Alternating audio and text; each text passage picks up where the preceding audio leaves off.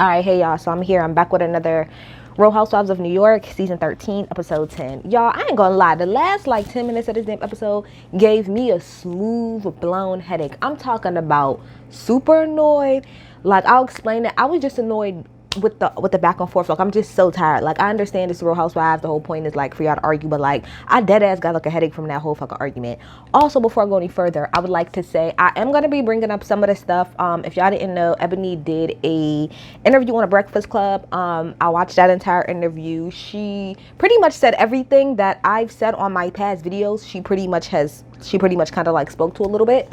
So I'm going to bring some of those things up. And also, in a completely separate note, I want to say rest in peace to Aisha. I believe you say her last name is Faines.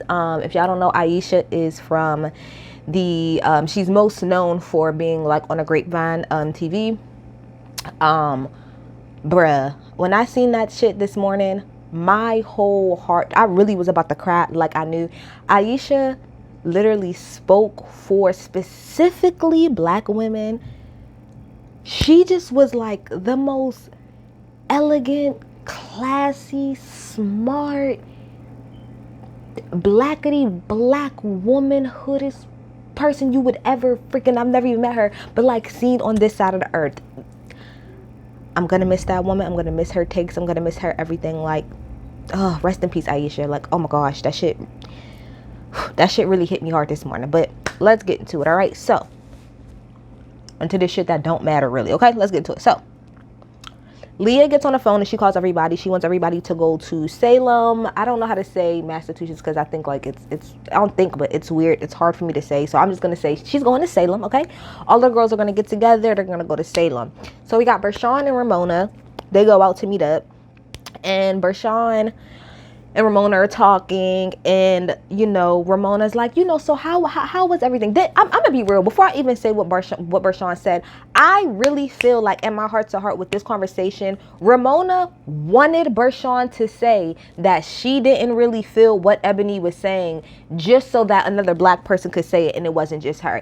And I personally feel like the reason why Bershawn is even on this damn show, to be quite honest, now I know some people said that she was supposed to be made like a permanent housewife, but she wasn't. I feel like part of the reason why Bershawn is on here is like all of the girls were saying, is to balance Ramona out, and for Ramona to pretty much put out there, well, look, I have a black friend, right? And not only do I have a black friend, but she agrees with me. I don't just have a black friend, but I have a black friend that agrees with pretty much everything that I'm saying. That's to me what Bershawn role to me so far in this series is. Like, so far, like, not to say that she don't got her own, she obviously has her own story, her own life. She seems like a cool person, but I'm saying I think for this show and specifically for Ramona, that's what Bershawn leans to. Bershawn is there so that Ramona can try to refute the fact that she's racist, and so that she can have a person that is black pretty much back up everything that she has to say. Facts of the matter. That's just how I feel about it. It is what it is. Let's move on. So Sonia and Eboni, they're together. They go to Philly to go and meet up with the matchmaker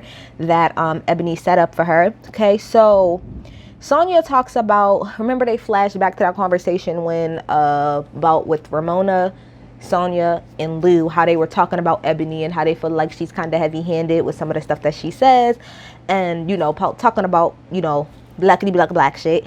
And Sonia said that what she said was that she understands why Eboni kind of talks about it a lot is because it's her life's work. Now they were trying to say, but it's her business. It's just her business. That I think is where y'all are wrong. And that's, I think, kind of what Sonia was alluding to. Like, it's not that, oh, this is just her life's work. She is black. Like, she is black. So it's not just, oh, it's her business. Kind of like I said before, like I brought up actually in one of my other videos. It's not like, it's like a jewelry business, like I think I brought up before, where she can just, okay, what about your jewelry business? And then she's literally only talking about jewelry all the time. That part I can understand. She's black.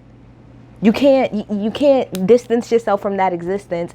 And when your life work is to pretty much make sure the advancement and understanding and the respect for black people happens, unfortunately, maybe for white people, but it's gonna bleed kind of into your everyday life, even into your friend circles to a degree. So I think that's what Sonia was saying. Sonia pretty much was like, I think that for white women in particular, these conversations are uncomfortable and we just have to sit through the uncomfortability. That's pretty much what my mind frame is with all of this. I can agree, which I'll talk about at the end with Ebony. I'll go over this again, but I agree wholeheartedly that I feel like Ebony sometimes may be a little bit heavy-handed in her delivery. I don't even think it's what she's saying. It's so much probably how she's saying it. However, I think that more so has to do with how uncomfortable you guys are. In the interview that Ebony did with the Breakfast Club, she said when she came into the show originally, her thought was, I'm not gonna shake the fucking table. I'm just gonna let shit be how it is. It's not that big of a damn deal, you know. I'm just gonna sit up here and not try to shake the table. But what she realized is, I'm doing that, and she's not the only person. As black people, we do this all the time. We will literally hide what it is that we have to say, our feelings and everything, because we don't want to make white, sorry y'all, it's storming something serious, my lights might cut out again. We don't want to make white people feel uncomfortable. That's really what it is. And I think Ebony said in her interview, she was like, once I realized that it's not my job to not make you feel comfortable, like it's not my job to make you feel comfortable, it's not my job to sit up here and try to make, you know, my existence comfortable for you.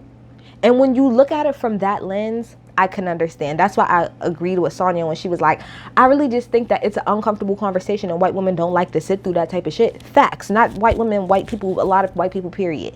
Sonia also said that she feels like within the group, nobody listens to her and people are always trying to cut her off, which I would have to agree. And Ebony said that once she gets around everyone, that she will explain to everybody that she can move on from the whole, you know, blackity black spill or whatever. But she just pretty much needed to make sure that everybody understood who she was, where she stood, all that other stuff. Now, I will say, to play devil's advocate, Ebony, you could have kind of did that like in your first or second meet. Well, she didn't really hang out with them a lot, so I can't really give her too much. This is episode 10, right? So, I mean, I guess she's hung out with them a decent amount, but I'm gonna just play devil's advocate. Okay, to play devil's advocate, Ebony, you could have like got out who you were and what you stand for all within like the first or second time hanging out with them. You probably don't have to keep going, but I'm trying to remember how many times these girls have even really hung out with each other. So anyway, they go and they meet up with the matchmaker, okay? Sonia talks about, you know, the matchmaker was asking Sonia about herself. She says she likes doing charity, mostly for animals, children, LGBT. Now that she's learning more about the Black Lives Matter movement, she wants to kind of be involved in that as well. She says she likes French and Italian men, but she ain't really, you know, too against anybody else. She says she's a loner. So the matchmaker, after getting all the information, says that she feels like she got a French man that's, I think, is a lawyer or something like that in New York. So she's gonna try to set that up. I really like Sonia and Ebony's friendship.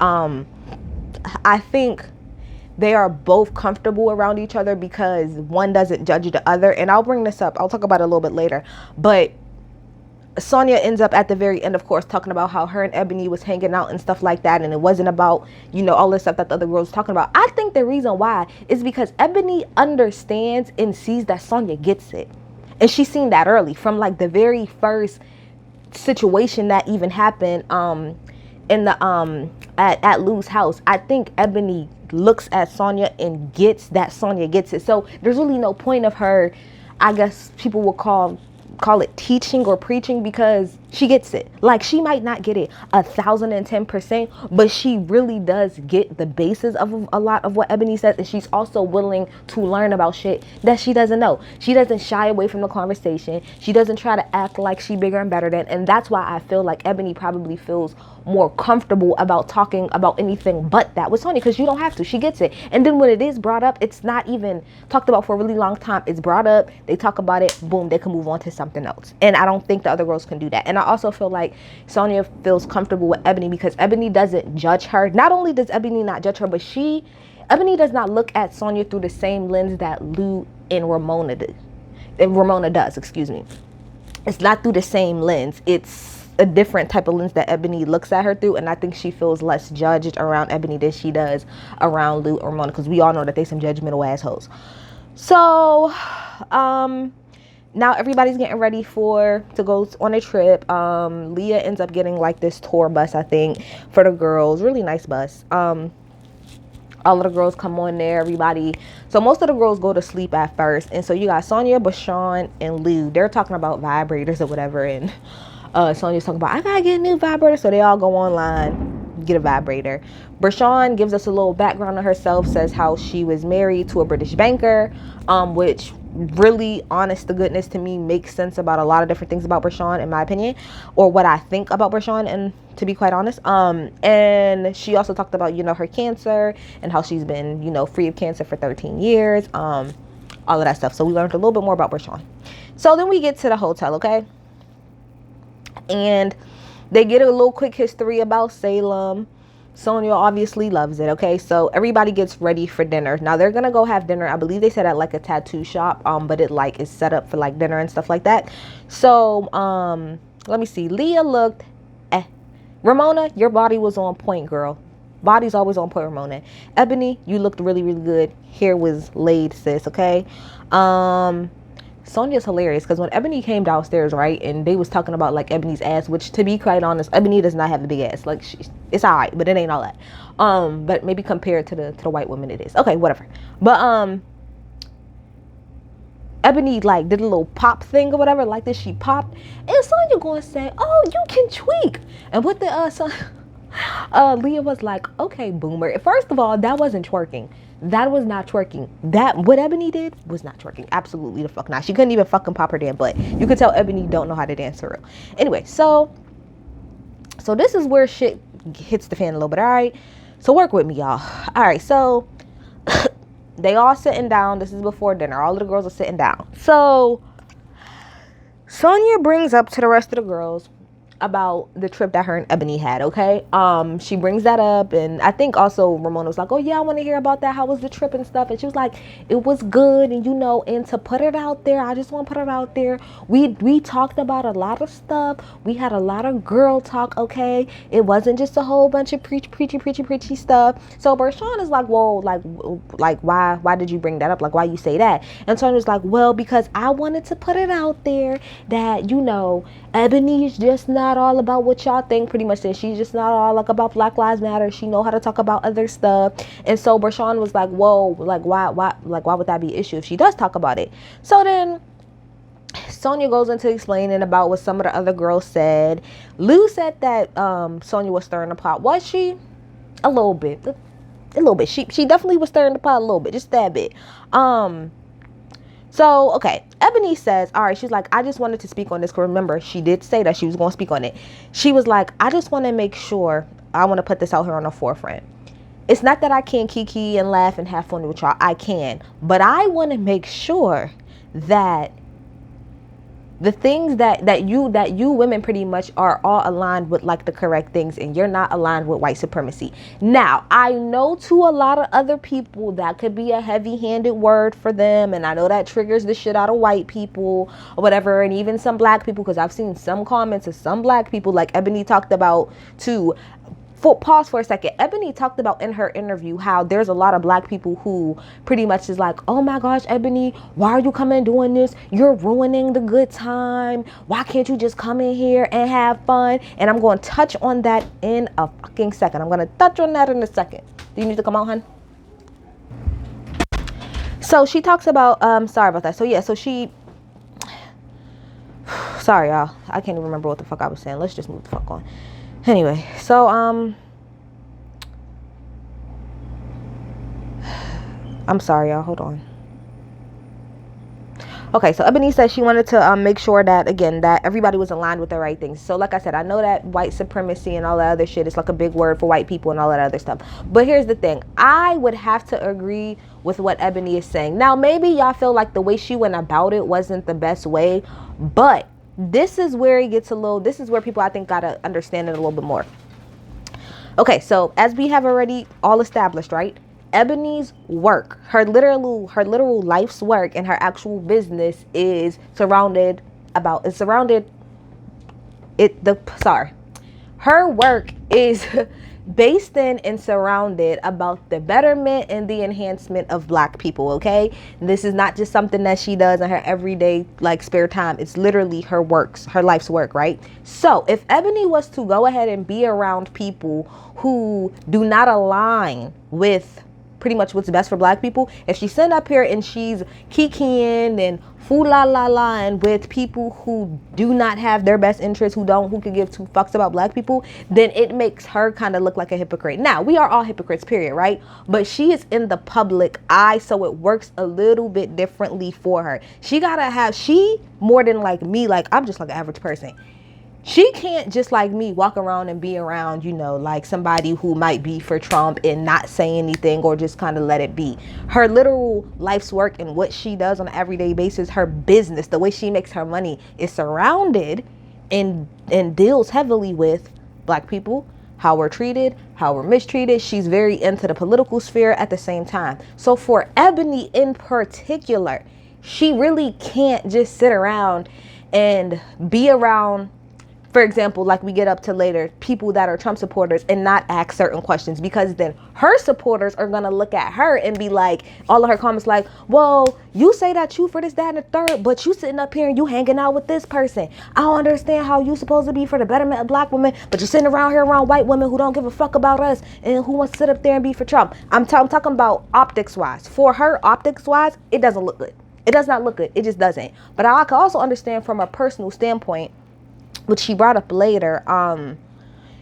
Eboni said, before we get there, Eboni, she talked about how she feels like everybody around her gets it, because Lou was like, I get it. She was like, no, Lou, I understand that you get it, but I don't think that Ramona does. So she brings up the whole conversation that they had, a couple nights before, and how Ramona didn't want to have the conversation.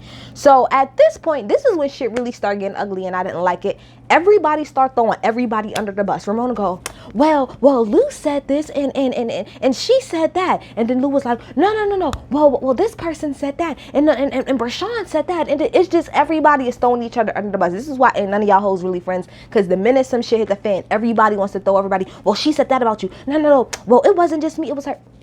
Catty, childish. That whole little segment of everybody throwing each other under the bus, that shit was annoying as hell. And even at one point in time, Ramona was like, well, Brashawn said the same thing, which leans into what I said about, I really feel like Ramona is around Brashawn because she just wants another black person to co-sign what the fuck she said. She don't want to be the only white person in her little bubble saying that. She wants another black person to co-sign what she says to make it look better. That's exactly how I feel, especially with her throwing her under the bus. So Brashawn was like, no, let me speak for myself. Don't speak for me. Which I'm like, you better come through, Brashawn. Brashawn pretty much was like, which is what I said. I feel like, Eboni, your intentions are good and they're right, but you can be heavy-handed a little bit and you can be a little preachy sometimes with some of the things that you're saying. I can agree with that. And Eboni even said, I hear you. I understand that. I feel you on that, and I do understand that being around a whole bunch of white women who might have never had to deal with somebody like me, who's always bringing up black ass shit, that it might kind of be a lot for you. I can get that. So Leah then chimes in, and Leah says, I feel like part of the reason why y'all are coming at Eboni so hard is because she's new. She's new. Y'all shitted on me, and she kind of went through everybody, and Bravo did flashbacks of how everybody kind of got on Leah when she first started, because remember, y'all made a whole big ass deal about the fact that Leah had a fucking tattoo, and Ramon talk about something. I don't associate with people who have tattoos, bitch, bye.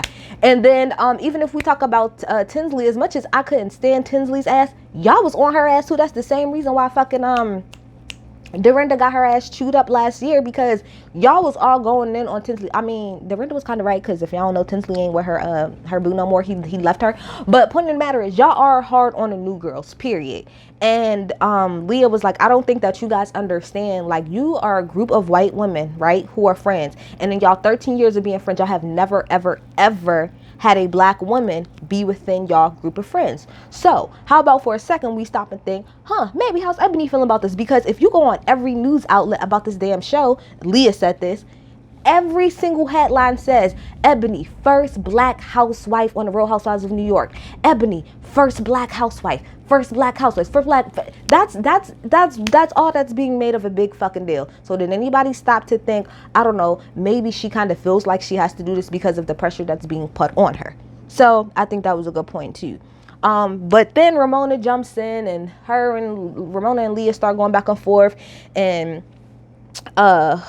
Leah's like, you know what, Ramona, you need to shut the fuck up. Shut the fuck up. Because at the end of the day, you're the fucking problem. You live in your little white ass fucking bubble. You don't give a fuck to know what the fuck is going on. And you're the fucking problem right there. Which I would have to agree with her to a degree as far as her being in her own little bubble. So then Ramona gets up and leaves. Because we all know as soon as shit gets a little bit uncomfortable for Ramona, she wants to get up and walk away. That's what the fuck she does.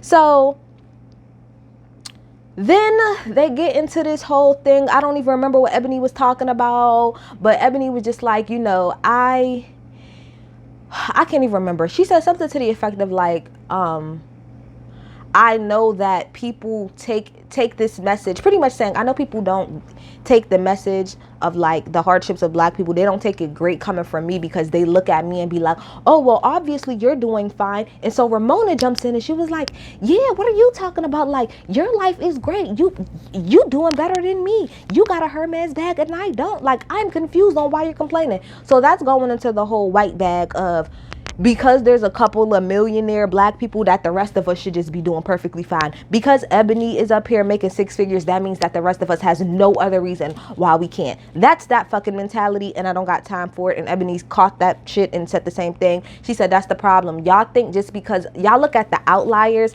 and think that represents the group.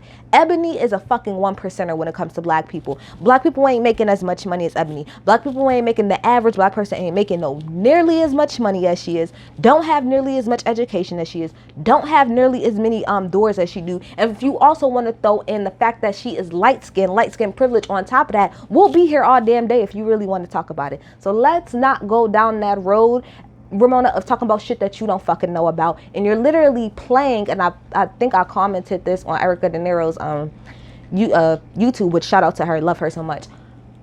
Although I think that Eboni is heavy-handed with her blackity black shit, Ramona, you literally proved her point with a lot of the shit that she was saying with some of the comments that you made, like that.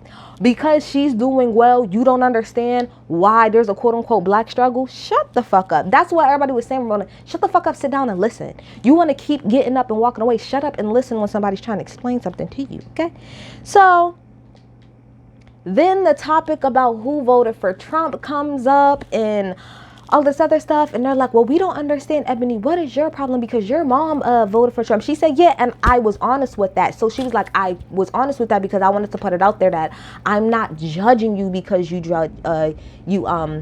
voted for Trump, which is, I think a lot of people was trying to flip that on her and be like, well, how could you say something to us but not nothing to your mama? She has said something to her mom about it. She actually has talked about that a lot, and she actually didn't even have to. She actually would be being fake as hell if she never brought that up. She did. What she said is, and she said on the show, which is, I don't care that you voted for Trump. What I'm trying to figure out is, where specifically do you align with this man's views? And that I do think is important. Like she said, if you vote for Trump because you feel like he good on the economy, cool. If you vote for him because you agree with his shit on the way he deal with foreign policy, cool. But I need to understand that, and not that you feel like all of the other racist ass shit that he say is correct. That I would have to agree with. Point blank period. Now, I don't really know how you bring that up in conversation, but I can understand that thinking wholehearted. Understand that. Ramona ends up getting up and walking away again. And again, so Eboni was just like, I don't really care like whether or not Ramona votes for him. I just, wanted to like literally hear like, where exactly do you align with him as far as views and stuff like that. And I do think that friends, they do talk about that type of shit. If you truly are trying to be friends with Eboni the way that you're saying you are, I don't really see where that's an issue. Now, as we all know, this last election was not like all of the other ones. It's not like Bush and it's not like Obama and them. It's not like that. This is a completely different situation. And I wish people would stop being like, oh, well, it's political and you don't talk about this. Is something different. And we all know that. We all fucking know that this past election was fucking different. It's not just you need to be clear. Like she said, in this particular election with this particular president, yes, you do need to be clear as fuck about where you fucking stand with him, because otherwise we are just going to assume that you're trash like him, you're racist like him. So unless you are being obvious about where you align with him and where you don't, and At first, Ramona, I thought you was one of those people who maybe you did just align with the economy part because, you know, you're a rich ass white woman. So maybe you agree with his tax breaks for the rich and stuff, which that's fine. But all of the shit that you said to Ebony in this little sit-in lets me know that's not the case. You're probably definitely one of those don't bring critical race theory into the schools. You know, you wanted to be called indentured servitude instead of slavery. That's what you give me, and that's what we're not here for. So, all that to say, Ramona to me clearly and obviously represents the subsection of white people that feel like they, how do I even explain this? They want to just live, like Leah said, within their actual bubble. They don't give a fuck about what goes on outside of that bubble. And anytime anything comes through that can possibly pop that bubble and make them actually look at real fucking life shit, they don't want to deal with it. And that's how they literally move throughout their life. That's why you have a lot of white people who don't know shit about black people or their struggle or the culture or anything like that, because they don't really give a fuck. It doesn't affect them. Simply like that, it don't affect her bubble, so she don't give a fuck, and she don't want to talk about anything that doesn't have anything to do with being rich white living in New York City, in the tri-state area. She don't give a fuck about it. She don't want to hear it. So now that she is around somebody who gives a fuck about more than that, because even if we take Ebony out of it, let's take Ebony out of the whole situation, the whole black thing out of it. Last season when Leah came on here, y'all was all shitting on Leah because Leah didn't fucking live in a high rise. Y'all was all shitting on Leah's apartment when Leah, in all honesty, this is called the Real Housewives of New York. How has it been all of these seasons? And Leah was probably up to that point the most realistic fucking representation of living in the city of New York. She does not live in a fucking high rise with a fucking doorman. She lived in a regular ass apartment in a small ass New York City apartment with her fucking daughter.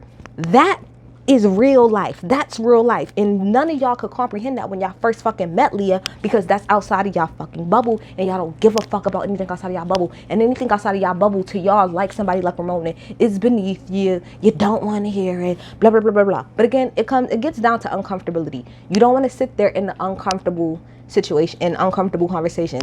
As much as Lou got on my damn nerves earlier this season, I respect the fact that regardless of what Ebony was saying, she sat there. She didn't get the fuck up and walk away and run away and be like, oh my gosh, da, da, da, da. Even with her going back and forth, she sat in it.